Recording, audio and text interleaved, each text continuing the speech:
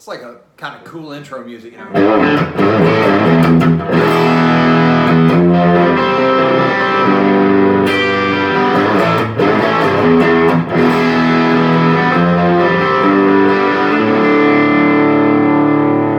This is Josh. You're watching Guitars Through Lives. I've been told I need theme music. That's probably true. I really don't want to make this video, and that's not just some clickbaity stuff you've already clicked if you're here, but this is a topic I think is under-discussed in all kinds of communities, but certainly in the guitar community.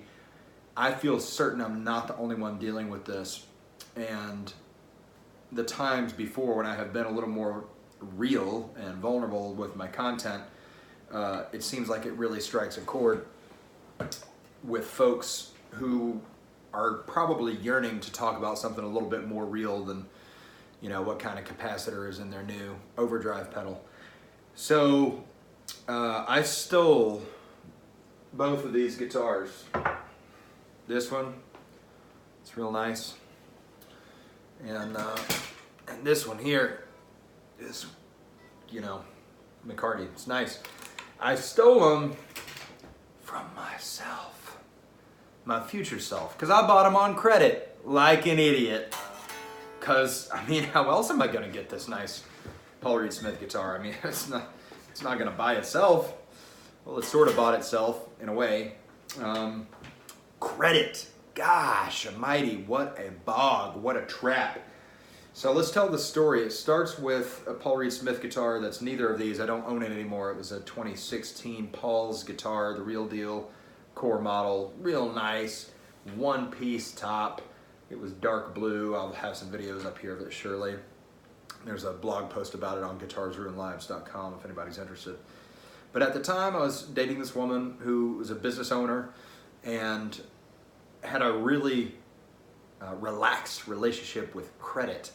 And in her mind, that was around keeping her business running. And I understand that in a small business, especially that, you know, it's not for everybody, but a lot of people will work that way if you have this revolving door of credit and borrowing from Peter to pay Paul and borrowing from Paul to pay Paula, and et cetera, et cetera. Round and round it goes. And so this story isn't all bad. It's not like I bought these guitars on credit and it's the worst thing I've ever done, et cetera. I probably should have stopped, you know, after the first one and figured it out. But it's good and bad. Because her point of view, which I really needed, was I had never bought an electric guitar for myself that cost more than a few $100s. And I'd never owned what I felt at this point in my life as a truly professional instrument. My first electric guitar was an SG Special. It was a great guitar. If it had been upgraded a little bit and, you know, tweaked and tuned, it'd be a perfectly professional instrument. But, you know, that was a gift when I was 16, when I was a kid. And from then on, I always had guitars that were like, had great bones. You know, they were good guitars, but they always had something fucking wrong with them or something weird. Something that just wasn't quite right to be a guitar that I could comfortably, confidently take it to the studio when Vince Gill calls me, you know, from a lead track. And so she was encouraging me from a vantage point of, this is an investment. This is an investment in yourself. You're worth it. And so it was a big personal development thing that I was going through to say, yeah, I'm worth it. That wasn't necessarily you're worth it and you should buy it on credit. It's just that was the only way that was going to happen. And it happened to be an amazing deal. So that one I bought, I didn't super bond with it. I knew ahead of time intellectually it wasn't going to happen just because the style of that guitar and the weird little pickups and just ugly, and I'm not into the Paul's guitar. Sorry, Paul. That's funny because this is a Paul's guitar, but it doesn't have the weird, ugly, small pickups. You know, it just, so I traded it off, whatever. But the continuing story is, of course, I sold some, you know, I paid for part of the payments and all that, but this here is a multiple $1,000 instrument. This here is not, but this is a $1,000 instrument. When you buy it new from Indonesia, that's a stupid thing to do. Here's a dumb idea. Buy a new import guitar. Wait, on credit. So you can pay 1.24%, you know, 124% of what it's actually worth over time. So, yeah, just crazy stuff. And this video is not going to be that long because there's not that much to talk about, but I just think that it's something I'm not the only person to have done. I'm not the only person to be drawn in by the allure. And of course, guitars are not the only hobby. People do this with motorcycles and with boats and with watches, and people buy fucking engagement rings on credit. Like, people mortgage not just their future, but their relationship's future for stuff they can't afford. And it's, woo, I feel better about my guitars than that, because at least on this import guitar, I can at least get half my money back out of this on a good day.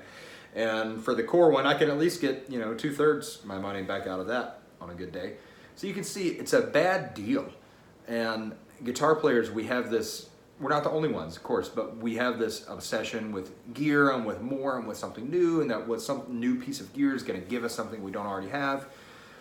And that's obviously not true. Now, on the flip side, I can't practice my way into making this sound like a Stratocaster. It's never, ever, ever going to sound like that.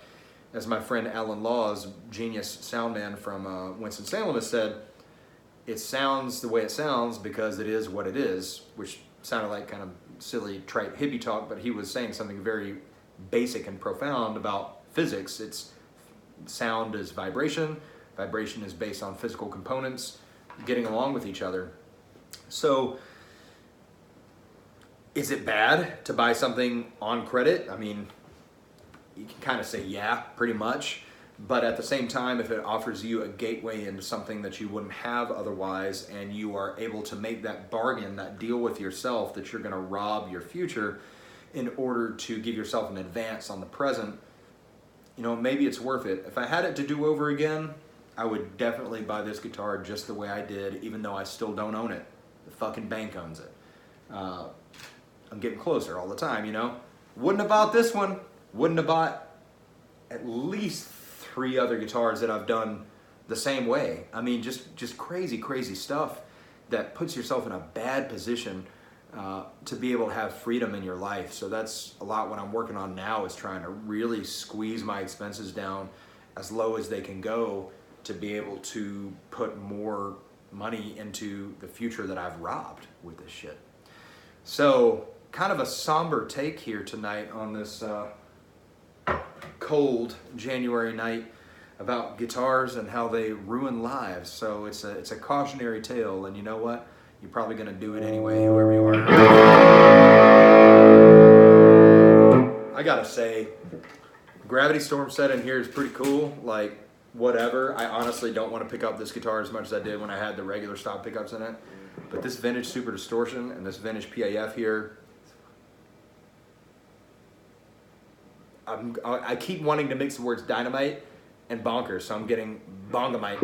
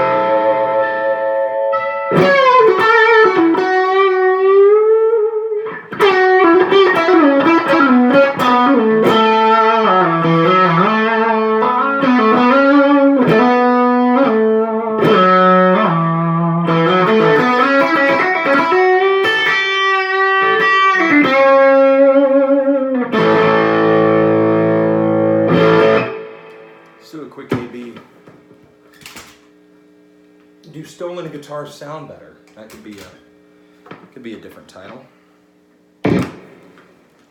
Gravity Storm.